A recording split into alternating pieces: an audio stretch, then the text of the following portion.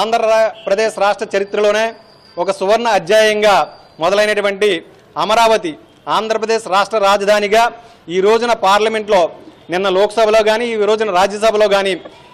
ఆమోదం పొంది బిల్లుగా రూపొందించినటువంటి ఒక చారిత్రాత్మకమైన ఘట్టం ఈరోజు జరిగింది. ఇప్పటి వరకు కూడా ఆంధ్రప్రదేశ్ రాజధానిగా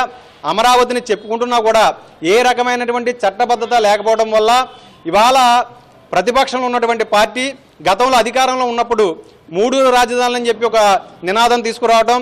బయటికి ఎక్కడికైనా సరే ఆంధ్రప్రదేశ్ సంబంధించి ప్రజలు కానీ విద్యార్థులు కానీ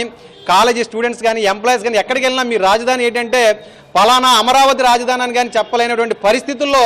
ఈ రాష్ట్రాన్ని నెట్టేసినటువంటి చరిత్ర వైసీపీ ప్రభుత్వానికి అప్పట్లో. దాన్ని ఇవాళ కూటమి ప్రభుత్వం ఎన్నికలకు ముందు ఈ ఆంధ్రప్రదేశ్కి ఏకైక రాజధానికి అమరావతి ఉంటుందని చెప్పి చెప్పడం, దాంట్లో భాగంగా ఈ రోజున ఉభయ సభల్లో అటు లోక్సభలో కానీ ఇటు రాజ్యసభలో కానీ మొన్న అసెంబ్లీలో తీర్మానం చేసి పంపిన తర్వాత నిన్న ఈ రోజున 2 సభల్లో ఆమోదం పొంది ఈ వారంలో రాష్ట్రపతి ఆర్డినెన్స్గా కూడా ఆంధ్రప్రదేశ్ రాజధానికి అమరావతి గుర్తింపు సాధించడం అన్నది కూటమి ప్రభుత్వం సాధించినటువంటి అద్భుతమైన విజయంగా మేము భావిస్తూ ఉన్నాం. ఏదైతే ప్రజల ఆకాంక్షల మేరకు ఈ ప్రభుత్వం పనిచేస్తున్న దానికి ఇది నిదర్శనంగా మేము భావిస్తూ ఉన్నాం. మరి ఇంతటి నిర్ణయం అమలు చేయడంలో భాగంగా అటు భారతదేశ ప్రధానిగా నరేంద్ర మోదీ గారు కానీ ఆంధ్రప్రదేశ్ ముఖ్యమంత్రిగా చంద్రబాబు నాయుడు గారు కానీ ఉప ముఖ్యమంత్రి వలైనటువంటి జనసేన పార్టీ అధ్యక్షుడు పవన్ కళ్యాణ్ గారని వారిని మనస్ఫూర్తిగా మా జనసేన పార్టీ తరఫున కానీ ఆంధ్రప్రదేశ్ ప్రజలందరి తరఫున కూడా మనస్ఫూర్తిగా అభినందిస్తూ ఉన్నాం. ముందు ఈ ప్రభుత్వం ఏదైతే వాగ్దానాలు చేసిందో ఆ వాగ్దానాలను అమలు చేసి ప్రజలకి సుపరిపాలన అందించే విధంగా మరింత దృఢంగా ముందుకు వెళ్ళాలని చెప్పి మనస్ఫూర్తిగా కోరుకుంటూ వారి యొక్క అడుగుజాడల్లో జనసేన పార్టీ కూడా దినదిన ప్రవర్ధమానమై ముందుకు సాగాలని మనస్ఫూర్తిగా కోరుకుంటూ ప్రజలు ఏదైతే తీర్పునిచ్చి ఉన్నారో అయినా కూడా ఇవాళ ఈ ఆంధ్రప్రదేశ్ మాజీ ముఖ్యమంత్రి అయినటువంటి జగన్మోహన్ రెడ్డికి మతి స్థిమితం కోల్పోయి ఏం మాట్లాడుతున్నాడో తెలియనటువంటి పరిస్థితులు చూస్తుంటే చాలా హాస్యాస్పదంగా ఉంది. ఎందుకంటే నిన్నటి రోజున ఒక చారిత్రాత్మకమైన ఘట్టంగా రూపొందించినటువంటి బిల్లులో కూడా మేము ప్రభుత్వంలో మళ్ళీ వస్తే కనుక అధికారంలోకి వస్తే మా విజ్ఞాన రాజధాని అంటాను, లేదా 3